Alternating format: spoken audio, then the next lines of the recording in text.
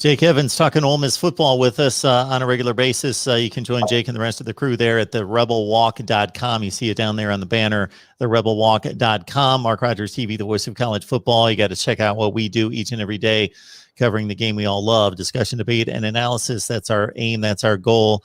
That's our mission.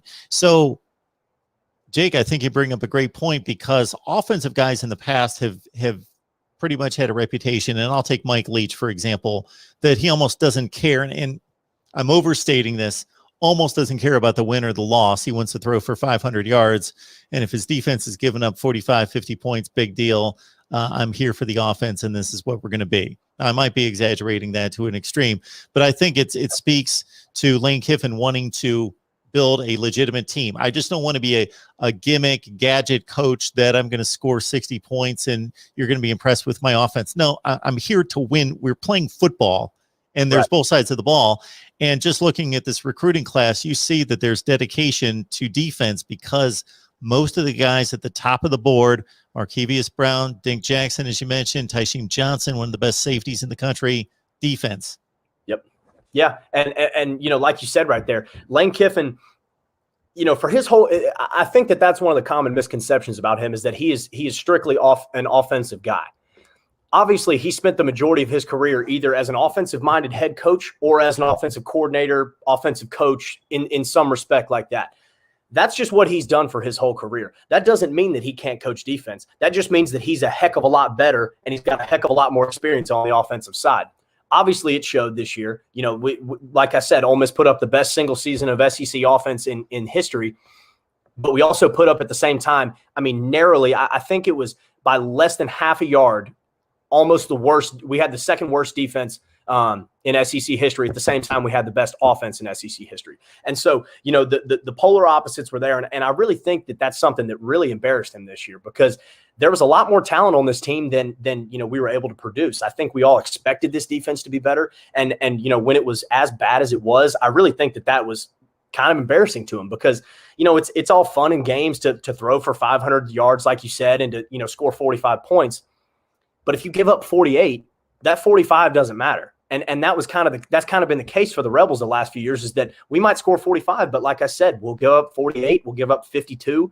We just can't put together a whole game. And so, I think that's something that, it's seeing all these guys in this recruiting class, seeing, a focus on defense, seeing him, speaking about it more, not just blowing whistles and blowing smoke. He's really, really committed to it. I think it shows that Lane Kiffin's, he's for real this time. This isn't the young hot shot who showed up at Tennessee. This wasn't the guy that got left on the tarmac. This is a guy he's been around the block. He's coached all over the place at the highest levels, way down low in college football too. I think he's kind of really found who he is as a coach. I think he's obviously an offensive genius in my mind. That's maybe my bias speaking here, but I think he's an offensive genius if there's any right now. And I think that the fact that he's focusing on the defense and he's really, really putting an emphasis on it shows that he's really, really come full circle as a coach. And that, I think there's a good, bright future for him here in Oxford. Which ironically, his father is one of the great defensive coordinators in the history of the NFL. Right. And that's the part that just makes no sense about it, to be honest. And then the other thing in this that's interesting about Lane Kiffin and what he's trying to build at Ole Miss is you also have to consider if you're playing, especially in that conference, but anywhere in the Power Five, but especially in that conference, the defense is tougher to build than the offense. If you get the quarterback and get a couple playmakers, and then basically you scheme it up and he's smart enough to not expose the offensive line. If the offensive line's not quite good enough to compete in that league, but you can get the ball out of the quarterback's hands, then you can start to do some things on offense.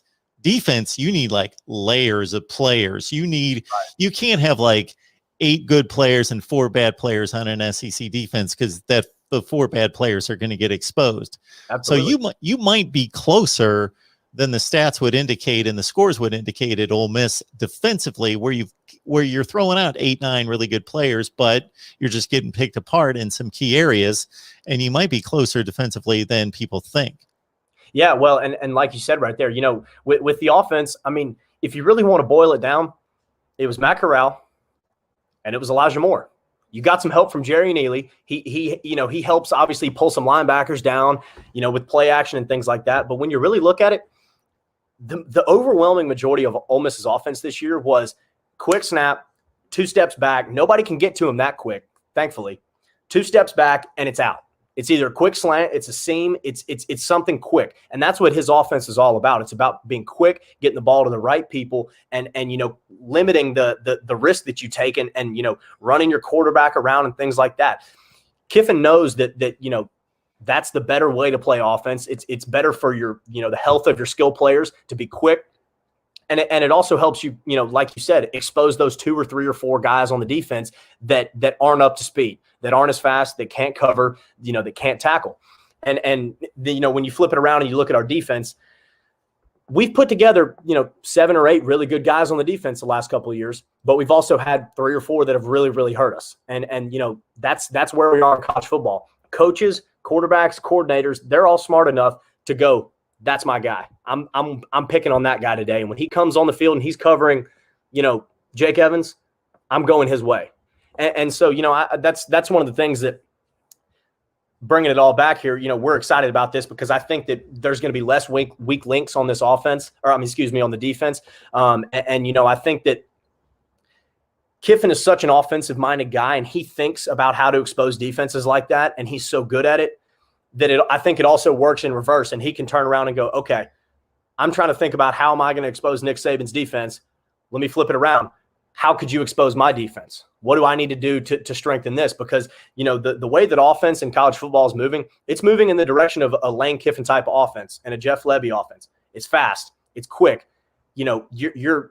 Ole Miss is scoring, the last couple of years, Ole Miss has been scoring 4 plays, 75 yards, 48 seconds. It's things like that. And so, you hurt yourself in some respects because you put your defense out there for the majority of the game. That's what's been our problem for the last couple of years is we've got the defense out there for 40 minutes a game at least.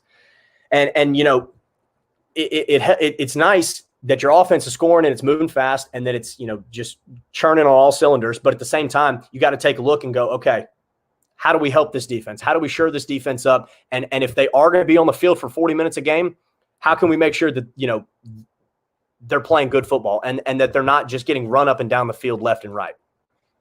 Well, they're not necessarily football players, but they can decide a whole lot, and we tend to ignore them and forget about them at times. But it could be the difference between 6-6 and 8-4.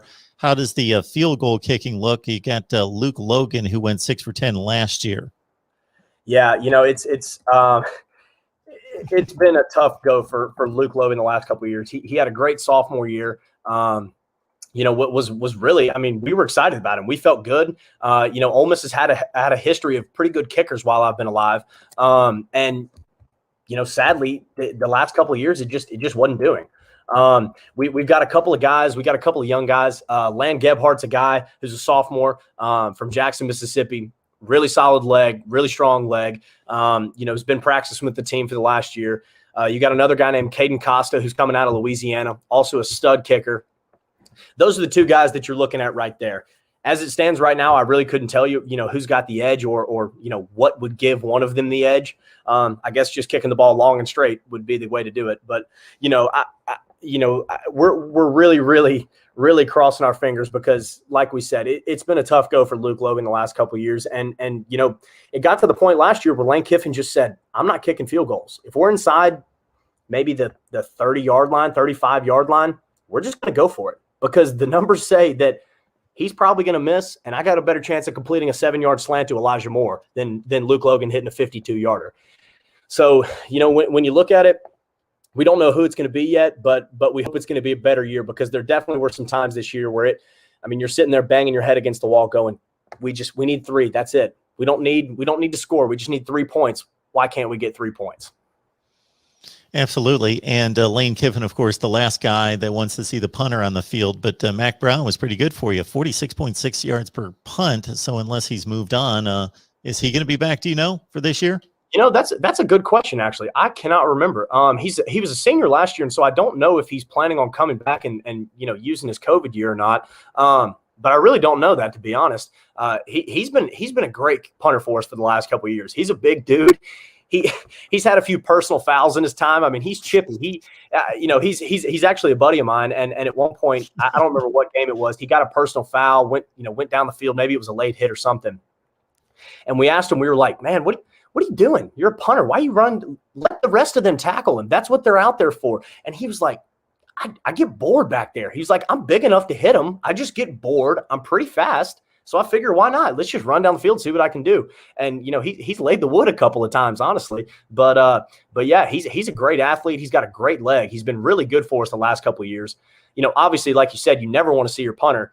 But if you do have to see him, at least you're getting 45, 50, 55 yards out of him every time. I've always said, Jake, the best position in professional sports is punter on an NFL team. You make $2-3 million, maybe more than that per year. The field goal kicker has all the pressure. The field goal kicker's the guy that everybody hates because he missed the 52-yarder at the gun in the NFL, and you do that like 3 times and you're out of a job. But if you're a punter, if you can hit for 45 yards per punt, hey, nobody really notices. Yeah. I'm a Titans fan, and Brett Kern has been one of the best punters in the NFL the last handful of years. I mean, there have been games that the Titans have won in the last 4 or 5 years where it was Brett Kern. Brett Kern was the reason the Titans won. He didn't complete a pass. He didn't score a touchdown. He didn't make a tackle. He didn't do anything like that. But he kicked the ball so well and he flipped the field so well that he was as valuable as anybody out there. And like you said, when it comes down to it, there's not a whole lot of pressure on him unless you shank one, 6 yards the other way or do one of those. But for the most part, these guys are, Mac Brown's pretty as automatic as they come in college football, I think. Good stuff from Jake Evans. Check him out and the rest of the staff there at the Rebel Walk. And, of course, lock it in here at Mark Rogers TV, the voice of college football. Jake, we appreciate you stopping by. And, hey, we're all set for Ole Miss spring practice. We just need to find out exactly when it's starting, but we're all set for the Rebels to get on the field. Yep. Whenever it starts, we'll be there. We'll be ready to roll, and hopefully we'll shoot for 9 or 10 wins this year.